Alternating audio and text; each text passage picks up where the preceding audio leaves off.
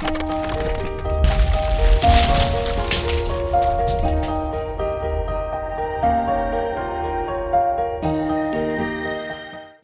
Recipe তরমুজের শরবত। গরমকালে ঠান্ডা ঠান্ডা তরমুজের শরবত খেতে ছোট থেকে বড় সকলেই খুবই পছন্দ করে। তাহলে চলুন রেসিপিটা শুরু করা যাক।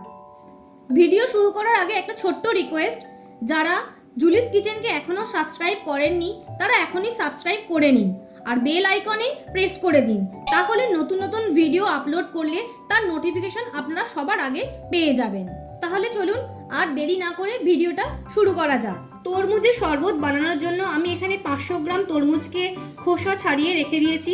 কালো যে বীজ দানাগুলো সেগুলোকে আমি বাদ দিয়েছি, কিন্তু সাদা বীজ দানাগুলো একটু রেখে দিয়েছি কারণ ওটার টেস্টটা ভালো লাগে সেই কারণে। আর এখানে নিয়েছি আমি 2/3 কাপ চিনি।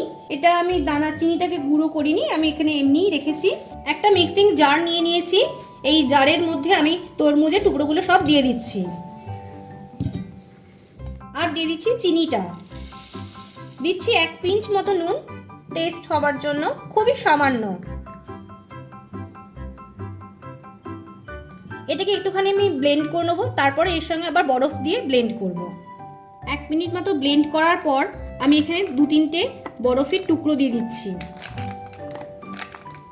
আর দিচ্ছি 1 টেবিল চামচ মতো রোজ ওয়াটার। এবার এটাকে নিয়ে আবার আমি ব্লেন্ড করে নেব। তরমুজটা সম্পূর্ণ ব্লেন্ড করা হয়ে গেছে। এবার আমি 2টো কাচের গ্লাস নিয়ে নিয়েছি, আমি দুটোর মধ্যে ভাগ করে দিচ্ছি।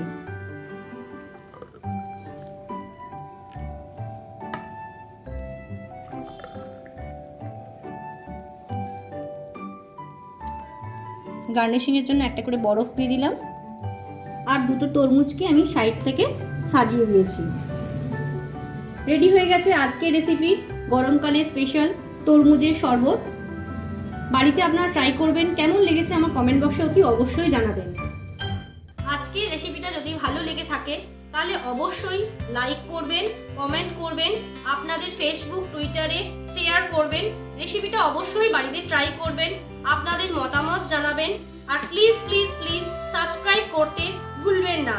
সাবস্ক্রাইব যদি না করে থাকেন তাহলে অবশ্যই সাবস্ক্রাইব করুন, তাহলে আবার নিত্য নতুন রান্নার আপডেটগুলো আপনারা জানতে পারবেন। সুস্থ থাকবেন, ভালো থাকবেন, আবার নতুন রেসিপি নিয়ে হাজির হব। নমস্কার।